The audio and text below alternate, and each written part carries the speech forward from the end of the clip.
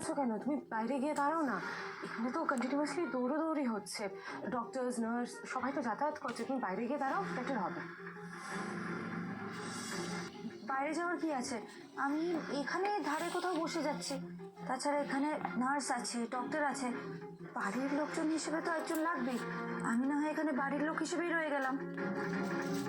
সেটা তো ডাক্তাররা ডিসাইড করবে যে তুমি এখানে থাকতে পারবে কি পারবে না। আর প্রশ্নই ওঠে না। যদি হয় স্ট্রেন্থ বসাতে হয় তাহলে তো তুমি এখানে থাকতেই পারবে না। আর বাই দ্য ওয়ে স্ট্রেন্থ বোঝো? চৈতি,